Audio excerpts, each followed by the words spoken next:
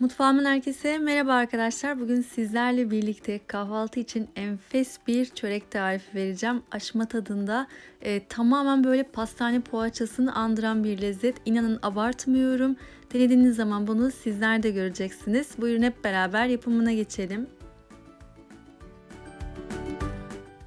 Hamuru için yoğurma kabımın içerisine 1 yemek kaşığı şeker ve 1 yemek kaşığı kuru mayayı alıyorum. Üzerine de 1 su bardağı ılık sütü döküyorum. Ve güzelce karıştırıyorum. Kapağını kapatacağım ve bir 5-6 dakika mayamızın aktif hale gelmesi için bekleyeceğim. Evet, sürenin sonunda bakın mayamız çok güzel köpürdü. İşte bu aşamada üzerine 1 çay bardağı sıvı yağ döküyorum.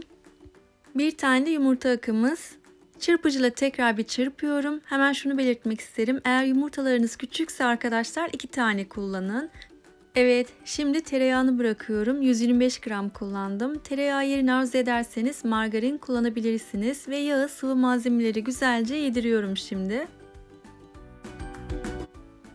Ve unu ilave ediyorum ama hepsini birden dökmeyeceğim. Yarısını böyle bıraktım. Şöyle bir yoğuruyorum. Bulamaç haline gelecek.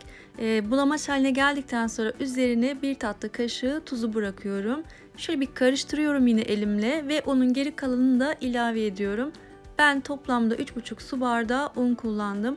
Ama ununuzun kalitesine, yumurtanızın küçüklük büyüklüğüne göre yarım bardak kadar daha isteyebilir. Bakın ele yapışmayan kulak memesinde bir hamurumuz oldu. Şimdi üzerini streç filmle kapatıyorum. Hamurumuzu güzelce yoğurduk. Temiz bir mutfak havlusu ile de üzerini kapattım ve 1 saat kadar mayalanmaya bırakıyorum. Ve o güzellik de küçük kızımın benim için hazırlamış olduğu anneler günü hediyesi. Hatırlarsanız geçen sefer diğer kızımınkini paylaşmıştım. Tamamen el emeği, göz nuru ve sevgileriyle hazırlamış oldukları bu güzellikleri sizlerle de paylaşmak istedim. Ve burada bir anı olarak saklamak istedim. Evet arkadaşlar, şimdi bakın 1 saatin sonunda hamurum mayalandı. Nereden baksanız 3 kat kadar kabardı. Üzerindeki streç filmi aldım. Şöyle varsa içinde hava kabarcıkları çıkması için hamuru sadece alt üst ediyorum. Hemen ardından da masamın üzerine aktarıyorum hamuru. Dikkat ettiyseniz masamı ne yağladım ne unladım. Hamurum zaten yağlı bir hamur olduğu için kesinlikle yapışma söz konusu değil. Hamuru bakın uzattım ve bezelere ayırıyorum. Limon büyüklüğünde bezelere ayıracağım. Sizler isterseniz daha küçük bezelere de ayırabilirsiniz. Hamur parçalarını bakın yuvarlayıp kenara alıyorum. Zaten dokunmamla beraber yuvarlanmaları bir oluyor. Tüm bezeleri aynı işlemi yapıyorum. Sıra geldi şekil vermeye. Şimdi bezeyi aldım. Ellerimle ince uzun olacak şekilde büyütüyorum. Bakın bir ucundan tutuyorum ve kendi ekseni etrafında döndürerek şeklini vermiş oluyorum. Hemen yağlı kağıt sermiş olduğum tepsime de yerleştiriyorum. Tekrar göstermek istiyorum. İnce uzun hale getirdikten sonra kendi eksenin etrafında döndürerek çörek şeklini veriyorum. Görmüş olduğunuz gibi yapımı oldukça farklı. Sizler çörek şeklinde değil de normal yuvarlayarak da şeklini verebilirsiniz veya farklı şekillerde de hazırlayabilirsiniz. Tamamen size kalmış arkadaşlar. Evet, tüm hamurlara şeklimizi verdik. Şimdi elimde bir tane ayırmış olduğum yumurta sarısı vardı. Üzerine de 1 yemek kaşığı süt ilave ediyorum. Bu eklemiş olduğum süt parlaklık verecek çöreklerimize. Karıştırıyorum ama hemen çöreklerin üzerine sürmeyeceğim. Şimdi bunu hazırladım, kenara aldım. Üzerini kapatıyorum. Şöyle bir 10 dakika kadar tepsi mayası için bekletiyorum. Evet, 10 dakikanın ardından çok fazla değil arkadaşlar ama bir miktarda olsa kabardı. Eğer mutfağınız daha sıcaksa kabarması daha yoğun olacaktır. Evet, şimdi hazırlamış olduğumuz yumurta sarısını üzerine bolca sürüyoruz. Tabii ki tek tepsimiz bu değil arkadaşlar. Bir tepsimiz daha var. Evet, yumurta sarısını sürdüm. Şimdi üzerine bolca susam serpiyorum. Çörek otu veya mavi haşhaş tohumu da serpebilirsiniz.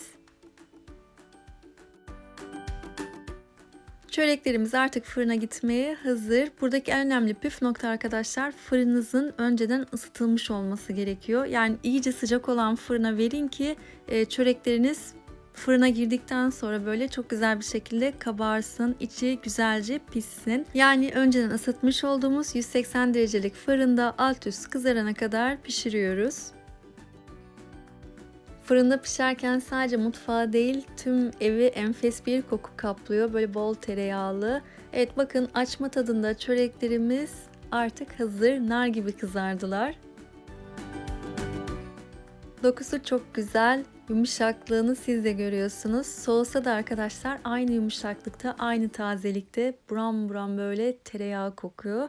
Evet, tereyağlı açma tadında çöreklerim hazır. Sanki pastaneden almışsınız gibi, hatta ondan da lezzetli. Hemen size iç dokusunu da göstermek istiyorum.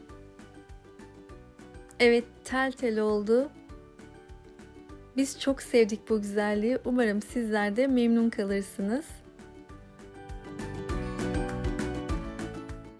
Toplamda 18 tane çöreğimiz oldu. Dediğim gibi ben oldukça büyük almıştım hani her bir bezeyi. Sizler isterseniz küçülterek daha fazla çörek elde edebilirsiniz. Evet, ikinci tepsim de pişti. İnanın yaptığım gibi bitti diyebilirim sizlere. Çok çok lezzetliydi. Çocuklar çok sevdi.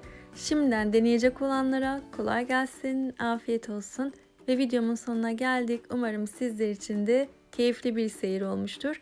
Bir diğer videomda görüşmek üzere. Hoşça kalın, sevgiyle kalın.